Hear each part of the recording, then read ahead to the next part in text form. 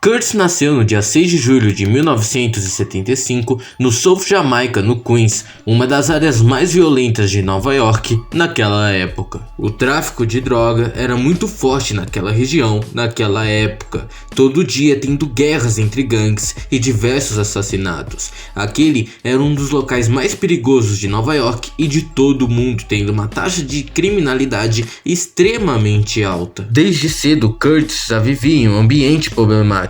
Sem contar que sua mãe, Sabrina Jackson, era uma traficante de drogas que acabou indo para a prostituição. Apesar de sua mãe conseguir trazer o sustento para dentro de casa pelas ruas, ela acabou sendo executada quando ele tinha apenas 8 anos de idade. O que eu não contei é que Curtis também não tinha pai, pois nunca o conheceu. Com o tempo ele teve que ir para casa dos seus avós, que não podiam sustentá-lo, pois tinha uma família muito grande, então ele ficou passando de casa em casa de cada familiar. Por conta disso, a sua escola, seus estudos e até mesmo as suas amizades não conseguiram durar por muito tempo. Mais velho, Curtis contou que as únicas pessoas que ele via sendo alguém na vida, tendo algum tipo de sustento e luxo, eram pessoas que trabalhavam no tráfico, pessoas que eram gangsters. Então, com 12 anos, ele decidiu que entraria para essa vida. Ele rapidamente começou a ganhar muito dinheiro e rapidamente veio a independência financeira.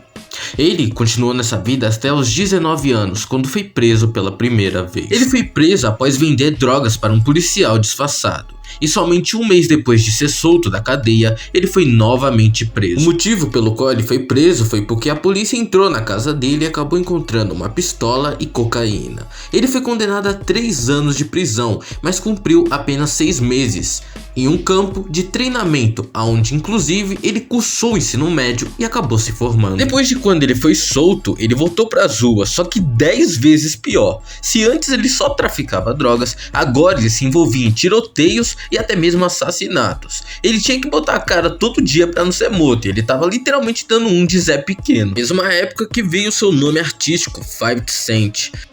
Qual é, Dadinho?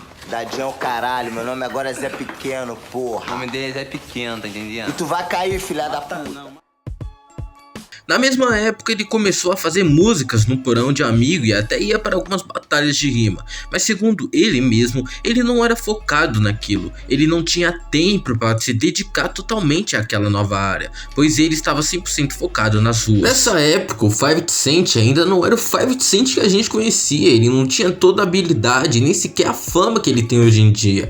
E nesse mesmo período ele acabou conhecendo um cara chamado J Master Jay. Esse cara ensinou tudo que ele sabe hoje, desde compor, escrever, cantar e até mesmo o flow e como conseguir fazer uma boa música. E os dois se tornaram tão amigos que o Jay acabou convidando ele para assinar um contrato para participar da sua gravadora, a JMJ Records, e o 50 Cent acabou assinando o contrato e escreveu o seu primeiro álbum e produziu, mas na verdade esse álbum nunca foi lançado e até hoje é conhecido como o álbum fantasma. Nessa época o 50 Cent não estava conseguindo ter lucro nenhum com as músicas, muito menos a fama desejada. Então ele teve uma estratégia de marketing até que interessante. Ele decidiu que ia atacar os maiores rappers da época na sua nova música How to Hope, basicamente como roubar. Nessa música ele fala como roubaria diversos rappers, como o Pop Puff Daddy ou até mesmo o Jay-Z. O que ele queria acabou acontecendo, ele acabou ganhando bastante reconhecimento por conta dessa música, mas com o reconhecimento vieram diversos inimigos e rixas,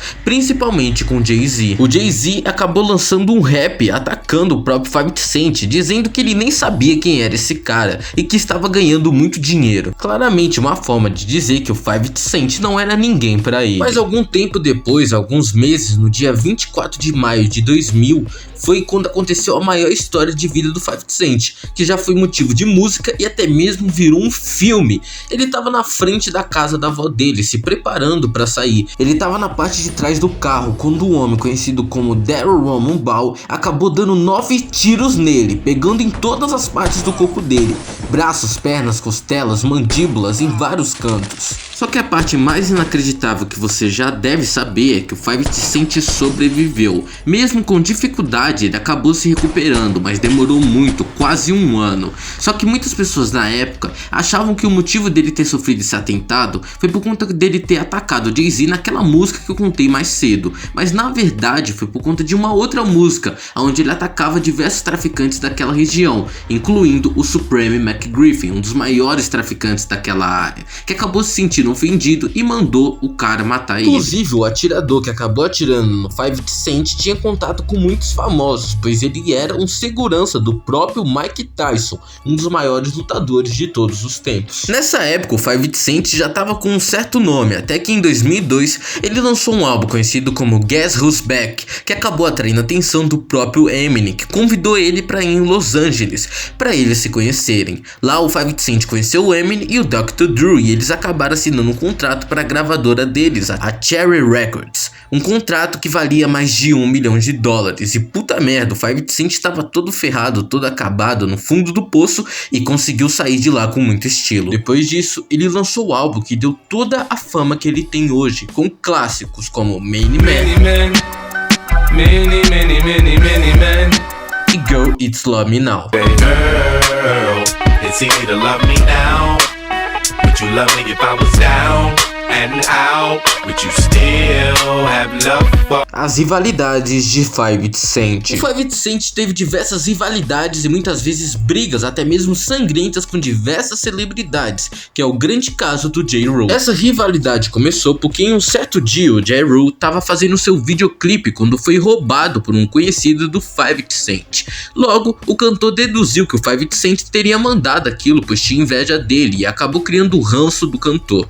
Ele prometeu que um dia ia se vingar do 50 Cent, e anos depois, em Atlanta, os dois se encontraram. Só que de repente um cara conhecido como Black Shield acabou dando uma facada no 50 Cent. O 50 Cent teve que ir para o hospital e depois para a delegacia, tomar uma medida protetiva contra eles. Só que na época, a atitude do 50 Cent de pedir medida protetiva e basicamente fechar com os policiais acabou ficando muito mal vista na imagem da maioria das pessoas, pois o 50 Cent sempre pagou de bandido, sempre falou que não precisava da polícia e era até contra eles, e de repente ele não sustentou aquilo que ele tanto pregava. O 50 Cent e o Ja Rule ficaram se atacando através das suas músicas durante muito tempo, até 2011, quando os dois começaram a parar um pouco com as produções e decidiram criar uma paz entre os dois.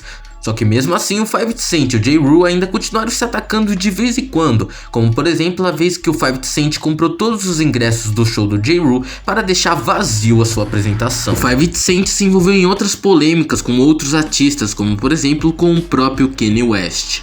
A grande questão é que os dois iriam lançar um álbum no mesmo dia, então como uma forma de tentar humilhar o Kanye West, o 50 Cent disse que se o álbum do Kanye West vendesse mais do que o dele, ele se aposentaria do rapper. O resultado final, o Kanye West vendeu mais de 900 mil cópias na primeira semana, enquanto o 50 Cent somente 600 mil.